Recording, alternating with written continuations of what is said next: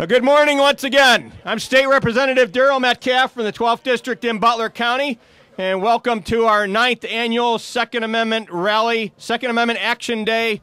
Our right to keep and bear arms, second to none, right? Well, we have a president who believes that he has a pen and a phone, and that allows him to violate our Constitution, our laws, and our rights. What do you think of that?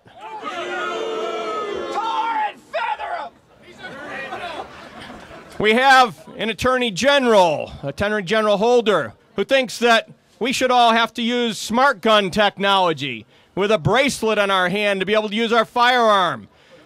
There was just a story on Fox this morning of a family who had a little baby monitoring device, and how they woke up to somebody hollering at their daughter through this monitoring device because they were able to hack into it. If it's electronic, it can be hacked. If you have a smart gun with a bracelet, the government could hack into it and shut you down. Part of the purpose of our Second Amendment was not just to ensure that we could duck hunt or deer hunt, but it was to ensure that we were a checks and balance to any tyrannical force that might attempt to take away the freedom of the people, right? Smart gun technology not only isn't viable because it's not a good technology to try and utilize, but it's only a technology that could be utilized by tyrants who want to shut down the ability of the people to defend themselves. We have an Attorney General here in our state, Attorney General Kaine. One of her first actions, unlawful actions, coming into this state was to renegotiate a reciprocity agreement with Florida. Some of us don't think she had the statutory authority to do that. When Tom Corbett was the AG, he didn't believe he had the authority under the law to change our reciprocity agreement. When she got elected, we had not changed the law. Somehow she seemed to have found the authority. I think she violated the law when she did that. She's shown a pattern of abuse, this Attorney General has, just as the President and Attorney General Holder has. They're promoting lawless behavior by people who are in office that have taken an oath to uphold and defend our Constitution, which includes our God-given right to bear arms. And not only have they promoted that type of behavior, but then it's embraced by those at the local level. In local municipalities, we have one municipality after another being encouraged by people like Mayor Bloomberg, former Mayor Bloomberg from New York, and his Mayors Against Guns, and promoting municipal ordinances that infringe on your right to bear arms and violate our preemption law in Pennsylvania and violate our Constitution. That needs to come to an end, doesn't it? We've introduced legislation. I have legislation. There's another bill to deal with preemption to try and put some additional teeth in the law. Don't you believe that if a municipality is violating the law, there should be a severe penalty for that? Yes. We also have another bill that I introduced that many of you rallied for here last year that is not dead. It's still alive. It's in Judiciary Committee currently. House Bill 357. We need to send a clear message to D.C. and to people like Attorney General Kaine that we will not stand up for additional infringements of our right to keep and bear arms. Don't you agree? Yeah. Well, you're going to hear from some of the members of the legislature today that have introduced legislation to regain our right to keep and bear arms, to regain our rights shall not be questioned under Article 1, Section 21 of the Pennsylvania Constitution. But before we get started with those speakers, I'd like to introduce a young lady named Allie Hynoski. She's 11 years old, and she's the daughter of Stephen and Monica Hynoski, and they're constituents of Representative Stan Saylor, the majority whip in the Republican caucus. And she's going to start off officially our celebration, our red, white, and blue celebration. Did you see some of the folks with their hats and towels? That today our theme was a red, white, and blue celebration of our right to keep and bear arms. And Allie's going to sing the national anthem for us.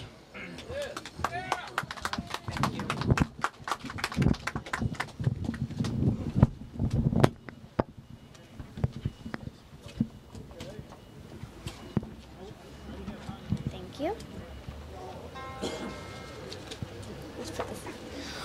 Oh, Oh, say, can you see by the dawn's early light what so proudly we hailed at the twilight's last gleaming, whose broad stripes and bright stars through the perilous fight o'er the ramparts we watched were so gallantly streaming, and the rockets spread glare, the bombs bursting in air gave proof through the night that our flag was still there. Oh, say does that star-spangled banner yet wave o'er the land of the free and the home of the brave? God bless you. God bless you.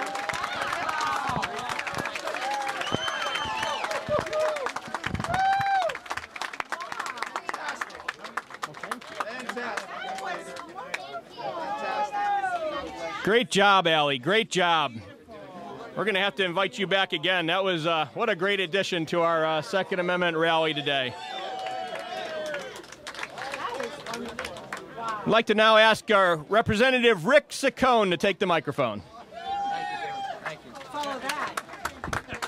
Hello, my fellow patriots! Woo! I'm so glad that you're here. Thank you for coming in this terrible weather. And from the bottom of my heart, know that I'm excited and energized to see all of us standing up for our constitutional rights. You have the right to keep and bear arms. And I'm proud to stand with you to affirm that right today. My bill, House Bill 671, we call the constitutional carry. It will place us on the offense against the gun-grabbing anti-constitutionalists in our society today. House Bill 671 will render the concealed carry permit optional for those who want to take advantage of reciprocal agreements in other states. But here in Pennsylvania, where we're an open carry state already, there's no reason we need the government's permission to put a coat over our weapon.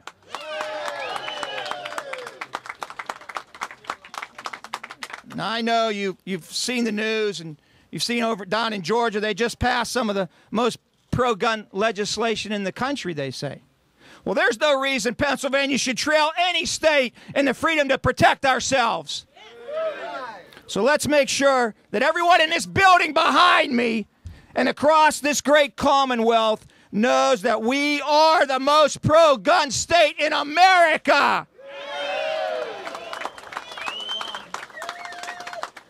Thank you, my friends, for not compromising your Second Amendment rights, and thanks for traveling from near and far to Harrisburg to have your voice heard and to let the politicians know that we will not allow them to dilute or in any way diminish your right of self-defense. Thank you, and God bless you.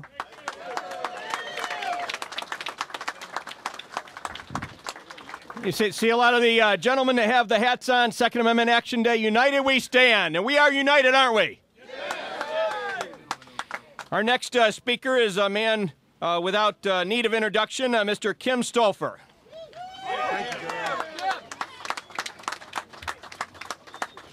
Hello, my fellow gun owners. How you doing?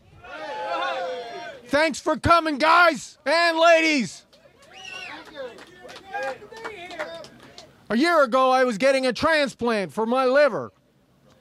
I was missed, but I'm back. God brought me back to make sure that I can work with all of you, and I bless all of you for showing up today. But I want you to understand, we do have a right. We know it's a right. But what goes on in those doors behind us is where anti-gun groups funded by out-of-state carpetbaggers like the Joyce Foundation, which Ceasefire PA got almost $500,000 for, to take your freedoms based on lies. They call us parasites. They call us gun bullies because I stop in and want them to apply the law. Your reason for being here today is to reaffirm the rights that we fought for and our country was based in blood on. How many veterans are out there today? We didn't give up our oath. And our oath in Pennsylvania says you not only support and defend the Constitution, but legislators are supposed to obey it, not undercut it, not take it away, not limit it. We got to restore the Constitution, not allow others to take more. There's no reasonable gun laws. You want to put criminals in jail? Wonderful. We're not doing that. And they're basing their misdeeds, your freedoms, on their misdeeds. So when you talk to legislators today, you tell them, we want to get rid of the PIC system. We want a preemption law that's going to work. Yes. And we want our right to carry a firearm even when we park on employer property. That shouldn't be disarmed there either. So in closing, all I'm going to say is I'll be walking with you and I'll be fighting with you. And I thank and bless all of you again for showing up. Semper Fi, let's go get them. Great to have Kim back. He was not able to be here last year due to his health problems, and it's good to see we've been blessed, and God's blessed us to have Kim back with us again this year. Good to have you, Kim. We have some members that are here today, as always. Many of the legislators that have been working with me and others to advance some of this legislation that Kim referenced, and Rick Saccone and others will be mentioning today. We have. They're in the tent, they're kind of in between, they're behind me, they're in the rain, they're trying to get out of the rain, just like all of you. So I wanted to mention some of those members' names, and then I'll introduce the next speaker, and then I'll mention some of the additional members also. But to start the list off, Representative Matt Baker, Representative Steve Bloom, Representative Karen Boback, Representative Michelle Brooks you'll hear from, Representative Rosemary Brown, Representative Marty Causer, Representative Jim Christiana, Representative Becky Corbin, Representative Linda Culver, Representative George Dunbar, Representative Brian Ellis, Representative Joe Emmerich, Representative Paul Clymer. I know there's some folks up from Representative Clymer's area here with us today, coming up in buses. Representative Harry Reedshaw, Representative Joe Procharka, Representative Eli Ivankovich, Representative Mindy Mee, Representative Matt Galber. I saw Representative Jared Gibbons over here, Representative Mark Gillen, Representative Keith Gillespie, Representative Maury Gingrich, Representative Keith Kreiner, Representative Seth Grove, Representative Marcia Hahn, Representative Doyle Heffley, Representative Sue Helm, Representative Dave Hickernell, Representative Lee James, Representative Rob Kaufman, Representative Mark Keller was planning being here today, Representative Jerry Knowles, Representative Bill Kortz, Representative Tim Krieger, who you'll hear from, Representative John Lawrence, Representative Greg Lucas, Representative Sandra Major, who I saw over in the tent to my right. I see Representative Dave Maloney, Representative Julie Harhart, Representative Mike Fleck, and Representative Jim Cox. And I'll have some additional members to read off on the next intermission. So our next speaker will be Representative Tim Krieger.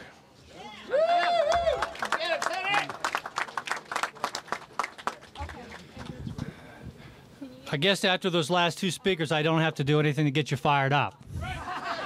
And if you aren't fired up looking at what's happening in our country, then I don't know that you're awake. If you don't wake up some mornings wondering what country you just woke up in, I don't know that you're paying attention. Look at where we are. Our families are assaulted by a profound and deep cultural confusion. We have violence in our streets, our homes, and our schools.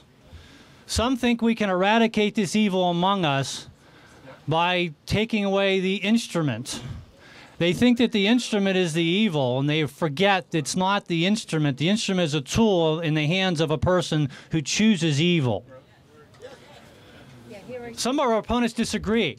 They say that somehow that instrument is evil, and if we just take it away, we'll have peace. And we know that it's just not so. Now, despite assurances to the contrary, many proponents of gun control are dead set on taking away, confiscating our firearms. And we know the first precondition for confiscation is registration. Some of you may know, unfortunately, in Pennsylvania, the state police maintain a registry of firearms. They've done so of handguns. They've done so for almost 20 years. Two bills I have authored, House Bills 921 and 1430, would end that practice by forbidding the state police or anyone else from maintaining a registry of firearms.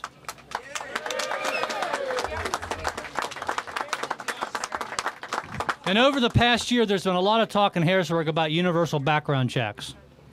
Of course, those on the left advocating universal background checks loudly profess that they have no intention of registering firearms. So I say this to them. If that's true, if they're being honest, if they're being upfront with us, where are they? Why don't they prove their sincerity by supporting House Bills 921 and 1430?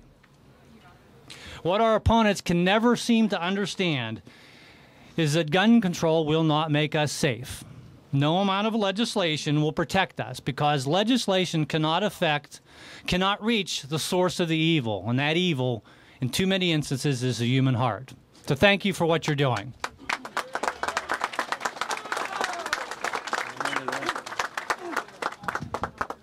Thank you, Representative Tim Krieger. Our next speaker is State Representative Michelle Brooks. Right. Come on, Michelle. Good morning, everyone. We need to be fired up. I'd like to thank each and every one of you here today for your participation. Many of you have traveled a great distance to be with us in an effort to protect our Second Amendment rights. Your participation today is so very important, not only to preserving the rights our forefathers fought for, but to the democratic process itself. To those who couldn't join us today, but are active at home protecting the Second Amendment, thank you. Your calls, letters, emails regarding legislation here in Harrisburg have been vital in ensuring that we truly represent the people who sent us here. During my time in public office, whether in my home county or here in Harrisburg, I can tell you the effort to uphold and protect our Second Amendment is among the most passionate of which I have ever been a part of, and that is because of you.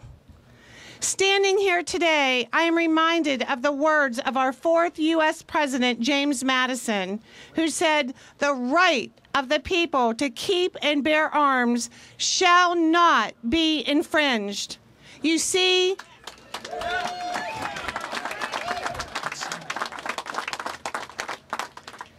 James Madison understood, as we do here today, that the power of this nation should be rooted in the people it represents, not in an overreaching government. As Madison noted, most countries' governments are afraid to trust their people with arms. But here in the United States of America, we law-abiding citizens embrace them. Thank you all for standing up for our liberties and our freedom that we hold so dearly. God bless all of you.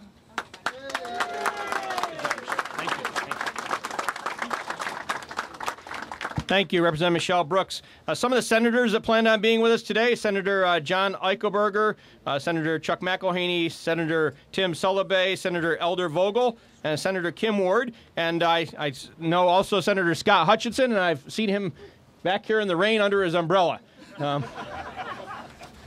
We also have with us Representative Stan Saylor, whose constituent you heard sing earlier. And Representative Saylor is our majority whip.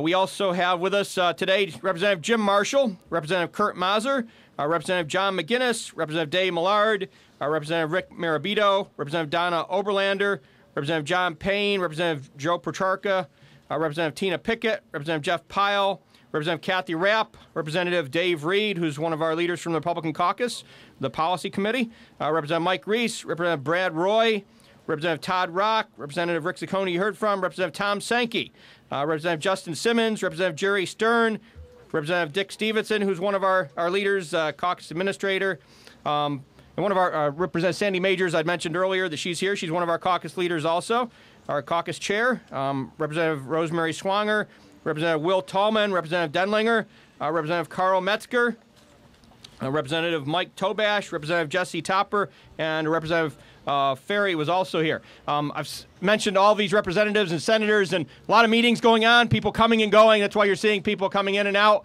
But all these folks indicated they planned on being here, and I've seen personally many of them here today, and I'm sure that you all have too. So appreciate the support of the members of the legislature being here today with all of the Second Amendment supporters that were able to make it down here to Harrisburg today. Our next speaker is a gentleman who just recently became an elected official in Butler County for the city of Butler. He is Mayor Tom Donaldson, and quite an upset last year. He actually, as I understand it, the woman that he beat for that seat, she had been with the Mayors Against Guns effort, and Mayor Tom Donaldson, I'm very pleased to introduce today as being a Second Amendment supporter, and he's going to share a few words with us today. So thank you, Mayor. Please come to the microphone. Thanks, Daryl. I want to thank Daryl for having me down here, and I want to thank everybody that's here for being here, sticking up for our Second Amendment. I resent those who want to take that right to bear arms away from us. I did run against a Bloomberg mayor, and I defeated her in a 66 to 34% landslide victory. I was fortunate enough to have time last year this time to start going door to door around the city of Butler. And one of the biggest questions asked was, how do I feel about firearms? I said, well, it's not a local issue per se, not a mayor's issue, but thanks to Mayor Stock, she made it one. I started exercising my Second Amendment rights in 1974, and I still exercise them, and I'll exercise them till the day I die. I hope it's not when they come to try and take it. I've raised 5 children. They exercise that right. And I, at the current time, have 4 grandchildren, 3 more on the way, and I hope that they all can exercise that right. Thank you for having me here, Daryl.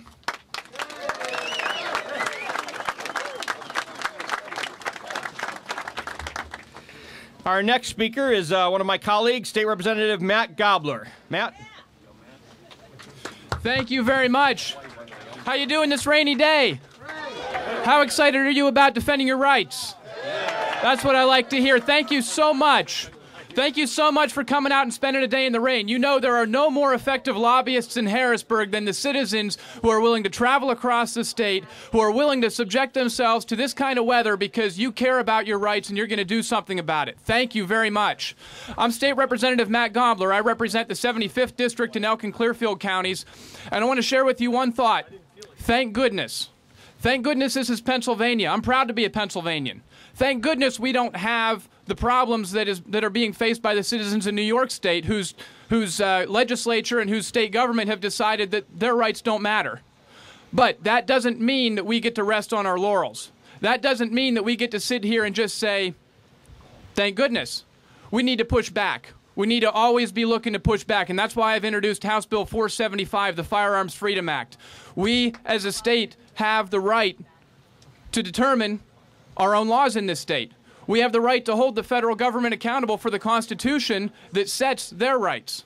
And what House Bill 475 says is, if a firearm doesn't cross the state line, if a firearm is built, sold, utilized in the state of Pennsylvania, then the federal government has no business enacting regulations, has no business regulating our citizens for what they're allowed to do legally. I think it is so important that we continue to push back. And why do we need to push back? We need to push back because we know that gun control creates victims. We need to remember this time and again. We're the ones that are pro-victim. Don't ever let the other side turn the conversation around on us. We're the ones that are there when terror strikes. We're the ones that are there, the law-abiding citizens, to save lives. Law-abiding citizens with firearms save lives every day. Let's not forget it. We're the ones that are pro-victims. Let's push back. Let's defend our rights. Thank you so much for being here today.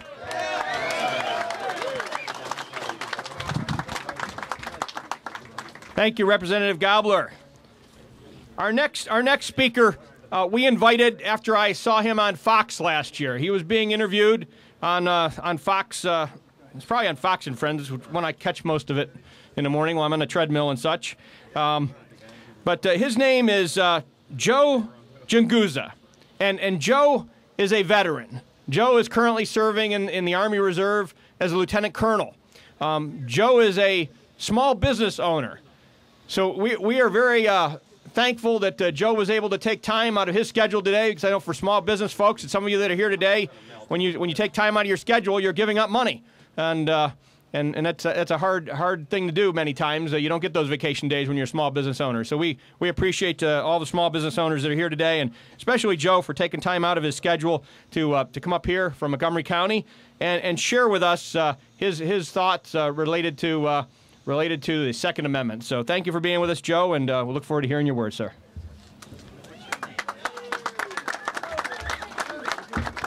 I'm not an accomplished speaker, so be patient with me. My name is Joe Junguza. Thank you. My name's Joe Junguza, and I own a gun store.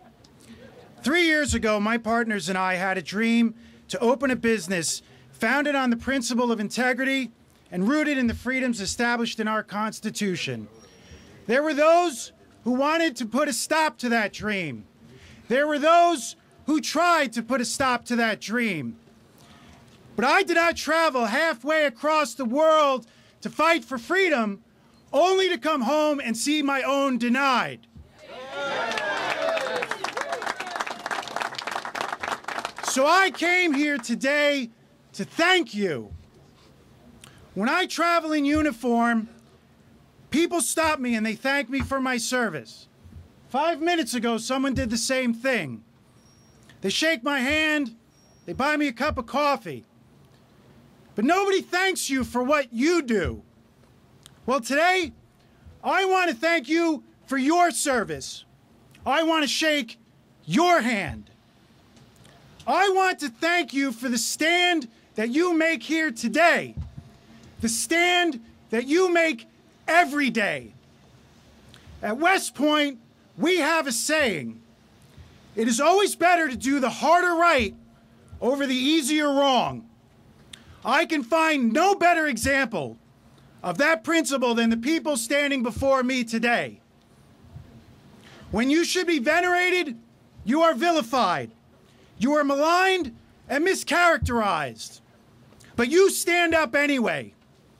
You stand up and count yourself patriots when your opponents would make patriot a dirty word. And for that, I thank you.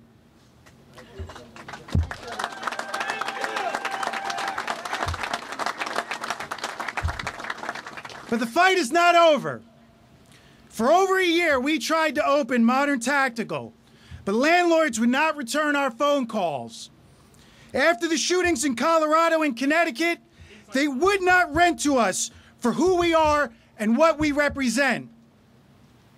The first town we tried to open in lost our business application 4 times.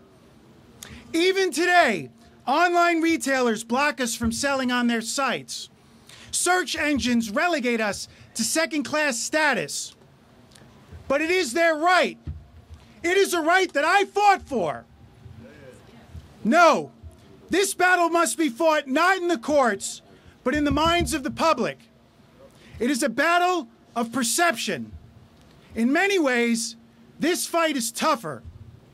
While our right to self-defense and freedom were bestowed by our Creator, our reputation and the public's perception of us are bestowed by the media. So let us set the record straight, right here, right now. Let us take this opportunity not just to say what we are for, but why we are for it. Let us take every opportunity to let the world know us. We are not motivated by a hatred of government, but by a love of country.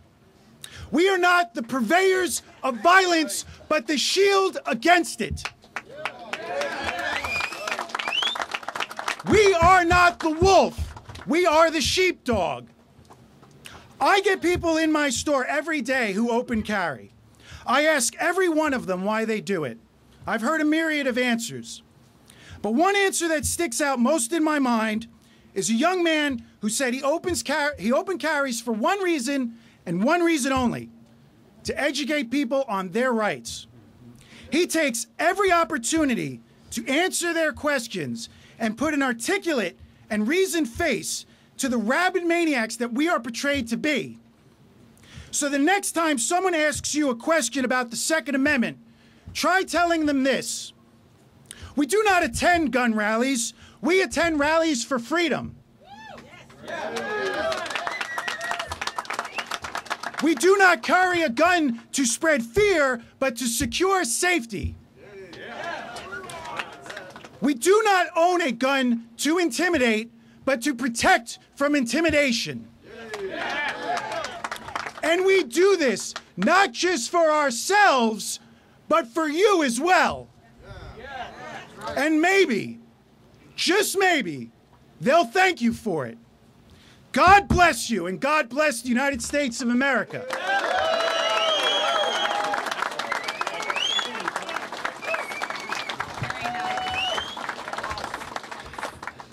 Excellent, Joe. Thank you so much. Thank you for your service. Thank you for being with us today. And what a motivational speech. Motivational, right? Yeah! Joe for president. So somebody's nominating Joe to run for president from the audience here, and Joe articulated very well what so many Americans believe and what so many Americans hold true to and hold dear to, and that's our God-given rights to defend ourselves, our property, our families, our loved ones, and our neighbors, right? Our final speaker, before we kind of do the closing parts of the rally with the drawing that we'll have today, and I think we're going to have Allie draw the winning tickets today. After our next speaker, after our final speaker. Another man who doesn't need introduction. I think he's been here for most every one of the 9 rallies we've had over the years. Really appreciate Larry Pratt coming up from down in Virginia. And he's the executive director, as most of you should know, with Gun Owners of America. So we appreciate Larry's battle at the national level and on behalf of our freedom. And thank you, Larry. We look forward to hearing from you, sir.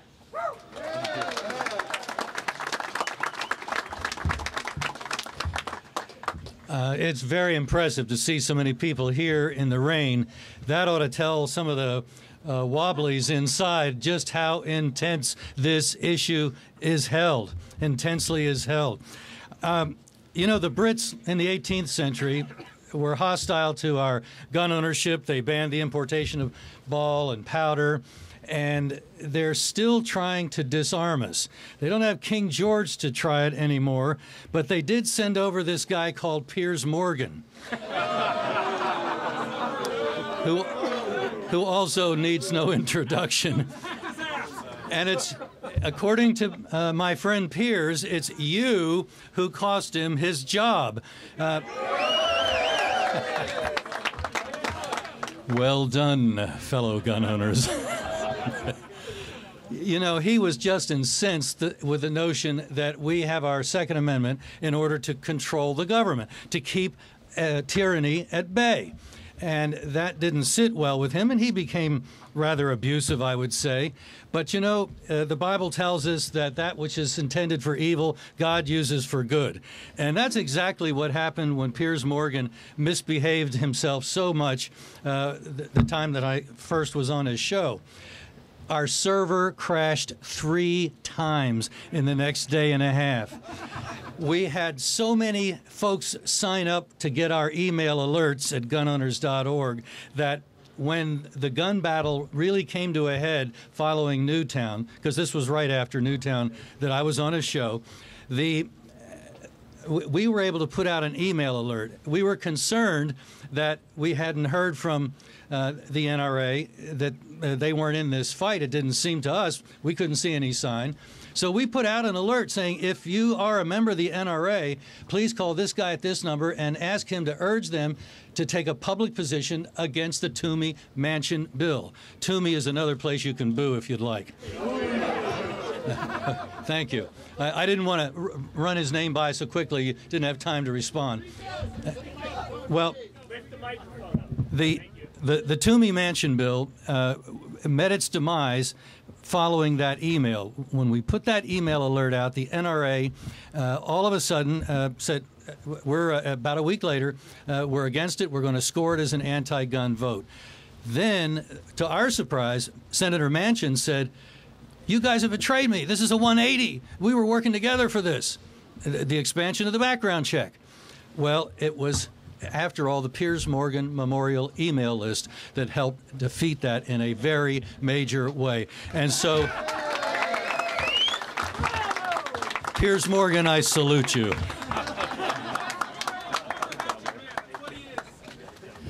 Thank you, Larry. Larry had shared that story with me last night over a dinner related to Piers Morgan, how Piers Morgan helped to build their email list at Gun Owners of America, and how that was ultimately then used to notify folks that, I guess, probably called the NRA and demanded that we send a message to Toomey and Manchin. We don't want more gun control, right?